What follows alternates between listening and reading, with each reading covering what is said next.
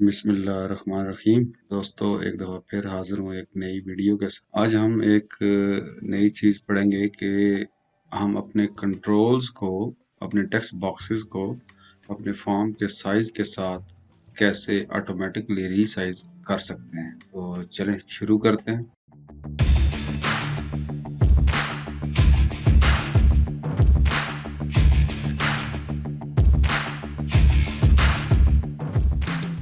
तो दोस्तों, मैं आपको एक एग्जांपल दूं। जिस तरह हमारे पास एक स्टूडेंट डिटेल्स का फॉर्म है, मैं इसको रन करता हूं, डबल क्लिक करता हूं तो ये मेरे पास एक फॉर्म आ जाए। अब यहाँ पे इसका जो साइज़ है वो मैं इसको हमने मैनेज किया हुआ है। ये देखिए कुछ नाम लंबे हैं, जैसे कि यहाँ तक है और ये आधा कट रहा है, इसी तरीके से ये आधा कट रहा है।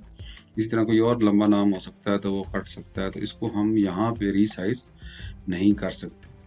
मैं ये चाहता हूँ कि मैं फॉर्म को रीसाइज करूँ, जिस तरह मैं इसको ये बड़ा छोटा करूँ तो ये साथ ही मेरे जो ये टेक्स्ट बॉक्सेस हैं ये भी बड़े और छोटे होते रहें, ताकि मैं इजीली यूज़र जो है वो मेरा, उसको परेशानी ना हो कि वो किस तरीके से इन चीज़ को हैंडल करें। अब उसमें ये है कि अब ये देखें, ये फॉर्म जैसे ही रन हुआ, मैंने इसको रीसाइज करना चाहा या इसको बड़ा करना चाहा, छोटा करना चाहा, जिस तरह एक्सेल की एक शीट के अंदर हम करते हैं, तो उसमें मैं ये नहीं कर सकता। इसका एक तरीका तो ये है कि मैं इसके डिज़ाइन व्यू में जाऊँ और इस फॉर्म को बजाय कंटिन्यूस फॉर्म डिस्प्ले करने के, मैं इसको डेटा शीट के अंदर डिस्प्ले करूँ। अब मैं इसको जब रन करूँगा तो ये देखिए, ये मेरा फॉर्म डेटा शीट के अंदर डिस्प्ले हो रहा है। अब ये एक्सेल की तरह की शीट है, मैं इसको बड़ा छोटा फॉर्म्स को यहाँ पे कर सकता हूँ। लेकिन ये है कि डाटा शीट के अंदर आपके पास उस तरह का व्यू जो है वो मैनेज नहीं होता, जिस तरह का व्यू जो है कंटिन्यूस फॉर्म के अंदर मैनेज होता है। और वो आप फॉर्म्स के ऊपर ओपन कर रहे होते हैं और मुख्तलिफ फॉर्म्स चल रहे होते हैं। तो अमूमन कंटिन्यूस फॉर्म के अंदर जो है ना, मुझे चाहिए। दूसरा ये है कि यहाँ पे मैं इसको, अगर मैं फुल स्क्रीन पे व्यू करता हूँ तो ये मेरा फॉर्म यहाँ तक ही लाई करता है, आधी स्क्रीन के ऊपर। तो मैं ये चाहता हूँ जब मैं इसको फुल स्क्रीन करूँ तो मेरा ये कंट्रोल्स भी ऑटोमेटिकली स्ट्रेच होके फुल स्क्रीन पे आ जाएं और ये जिस तरह मैं चाहूँ वो उस तरीके से सेट होके आ जाएं। तो आज हम ये देखते हैं कि हम इसको किस तरीके से मैनेज करते हैं। इसको मैं वापस जो है वो कंटिन्यूस फॉर्म के ऊपर आता हूँ, इसको रन करता हूँ, मेरे पास ये फॉर्म आ जाता है। इसको मैं यहाँ से छोटा कर सकता हूँ और जब इसे क्लोज करूँगा, नेक्स्ट टाइम जब ये फॉर्म खुलेगा तो वो उतना ही खुलेगा जितना मैंने किया था। ये लास्ट स्टेट अपनी बरकरार रखता है। तो मैं ये चाह रहा हूँ कि मैं इसको जब स्ट्रेच करूँ या इसको फुल फॉर्म के ऊपर करूँ तो ये मेरे कंट्रोल्स यहाँ पर ना आए। तो बड़ी एक छोटी सी टेक्निक है, बड़ी सिंपल सी, वो हम आज देखते हैं। छोटा सा लेसन है हमारा। इसको मैं डिज़ाइन व्यू में खोलता हूँ और यहाँ पे मेरे पास अरेंज फॉर्मेट के अंदर एक एनकरिंग का एक कंट्रोल है, जिसके थ्रू मैं ये तमाम काम करूँगा। अब देखिए, मैं यहाँ पे मैं चाहता हूँ कि ये अब क्लास आईडी जो है वो तो इतना बड़ा हमें नहीं चाहिए। इसको मैं व्यू करता हूँ, क्लास आईडी, क्लास का नेम आ रहा है वो इतना बड़ा है नहीं, ठीक है। तो इसको मैं यहाँ से थोड़ा सा इसको यहाँ से बड़ा कर दूंगा और इसको मज़ीद स्ट्रेच करने की वजह से ज़रूरत नहीं है। जबकि एस नेम छोटा भी हो सकता है, बड़ा भी हो सकता है, बहुत बड़ा हो सकता है। कई स्टूडेंट्स के नाम जो है वो लंबे हो सकते हैं।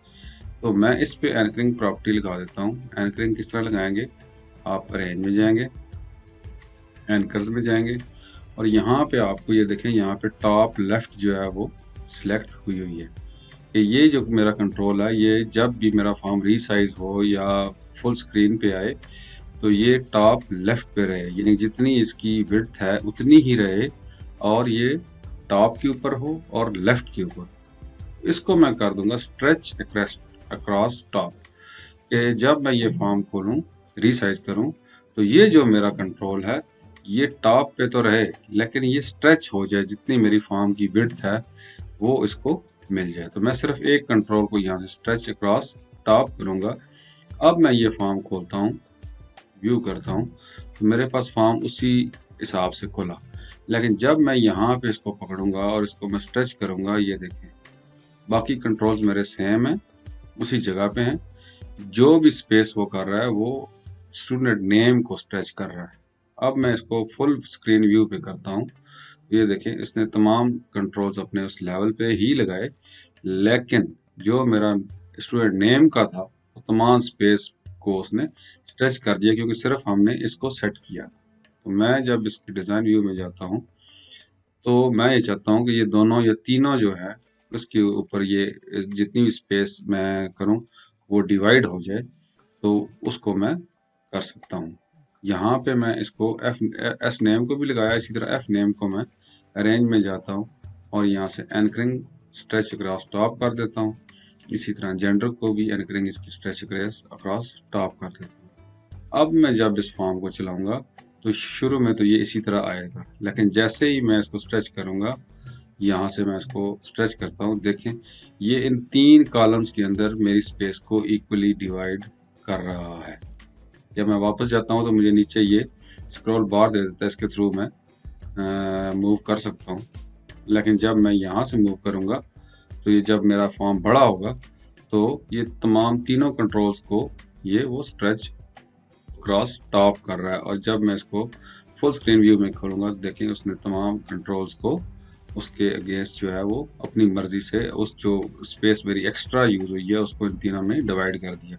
इसी तरह आप इन तमाम कंट्रोल्स जो ऊपर आपने लगाए हुए हैं, मैं इन तमाम को सिलेक्ट करता हूँ शिफ्ट प्रेस करके। तमाम को मैंने सिलेक्ट किया, रेंज में गया, एंकरिंग में गया और स्ट्रेच क्रॉस टॉप कर दिया। अब मैं इसको जब फॉर्म को खोलूंगा, ये मेरे पास जो फॉर्म खुलेगा इस तरीके से आएगा। जब मैं इसको स्ट्रेच करूंगा तो ये मेरे तमाम कंट्रोल तकरीबन जो है वो, अब देखें यहाँ पे ये भी स्ट्रेच हो रहा है, चारों कंट्रोल मेरे स्ट्रेच हो रहे हैं। जब मैंने इसको किया, ये देखें मेरे जो है उसके अंदर उसने ये सब को इक्वली जो है वो डिवाइड कर। तो इस तरीके से हम जो है वो विड्थ है, जो साइज है, उसको ऊपर नीचे करते हैं तो हमारे कंट्रोल्स जो है वो उसके मुताबिक बिहेव करते हैं। यहाँ पे आपने अरेंज पे जाके एंकरिंग जो है वो स्ट्रेच अक्रॉस टॉप कर देनी है। ये दो मेरे ख्याल में हमने शायद नहीं किए थे। अब मैं यहाँ पे इसको व्यू करता हूँ, ये देखिए इन दोनों कंट्रोल्स, ये भी और सारे कंट्रोल जितने कंट्रोल्स थे वो तमाम के तमाम मेरे जो है वो फॉर्म के साथ साथ रीसाइज हो रहे हैं। इसको मैं फुल स्क्रीन व्यू में जाता हूँ तो ये देखें पूरे जितना फॉर्म था उसने इक्वली डिवाइड तमाम के अंदर उसने कर दिया। यहाँ से आप उसकी जो अलाइनमेंट है वो सेट कर सकते हैं कि डेट ऑफ बर्थ दरमियान में आए तो ये बाकी इसी तरीके से आएगा और ये दरमियान में सेट हो जाएंगे। मैं यहाँ पे डिज़ाइन व्यू में जाता हूँ, इन दोनों को इन चारों को बल्कि मैं यहाँ पे फॉर्मेट में जाके सेंटर कर देता हूँ और अब मैं इस फॉर्म को व्यू करता हूँ। ये सेंटर में है, जब मैं इसको करूंगा तो ये सेंटर में ही अलाइन होंगे। जब मैं इसको फुल स्क्रीन में जाऊंगा ये तमाम के तमाम सेंटर के ऊपर एडजस्ट हुए हुए हैं। बल्कि आप जब खोलते हैं तो ये आप देखें यहाँ पे फॉर्म जब खुलेगा तो ये यहाँ पे नॉर्मल विंडो के अंदर खुलेगा, मैक्सिमाइज नहीं खुलेगा। इसको हम चाह रहे हैं कि जैसे ही मैं क्लिक करूं तो ये मैक्सिमाइज फॉर स्टेट में खुले, उसके लिए मुझे यहाँ पे मैक्रो लगाना पड़े। तो इंशाल्लाह हम नेक्स्ट क्लास में मैं कोशिश करता हूँ कि एक मैक्रो की क्लास बनाते हैं। मैक्रो आपको बताते हैं कि मैक्रो किस तरीके से काम करता है और छोटे छोटे बहुत आसान तरीके से आप कोड लिखे बगैर ये चीजें परफॉर्म कर सकते हैं। कोड में तो आप ये सब चीजें परफॉर्म कर सकते हैं, लेकिन मैक्रो जो है वो आपको बहुत ही ईजी वे देता है।